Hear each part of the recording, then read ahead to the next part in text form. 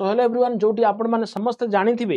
जोटी gold एवं silver बा सुना एवं रूपार जोटा कि दर बर्तमान आकाश छुआ होइछि जोटी आपण माने मोर बैकग्राउंड देखि पारुथिबे 24 कैरेट रो दाम जाय कि 1,29,000 बा अप्रोक्सीमेटली आपण कहि परिबे 1,30,000 पर्यंत पहुंचलानी 24 कैरेट सुनार दाम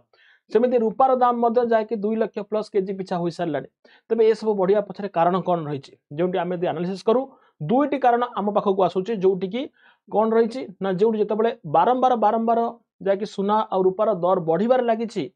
सेतिपाई कि उपनिवेश माने जो माने उपनिवेशक जो माने कि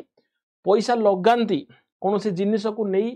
से प्रोडक्ट वैल्यू उपरे जोटी कि सुना एवं रूपा उपरे बहुत मात्रा रे उपनिवेशक माने इंटरेस्ट रखिचंती कोन पाई कि ना पैसा लगेबा पाई एवं लगा हेउची मध्य जहा फल रे सुना और रूपार रेट बहुत अधिक हेबा पाई लागिछि। द्वितीय कारण हेउची जोटी कोन आम पाखे से सप्लाय आसी पहुंची पारु नाही जाकि गोल्ड एवं सिल्वर जोटी लंडन रु आमर जो रूपा आमदानी होता है जहाँ अमेरिका को अधिक मात्रा रे से एक्सपोर्ट करिछि तेनु जो जहाँ फल रे इंडिया पाखे वर्तमान दुईटी धातु हिसाब रे जदि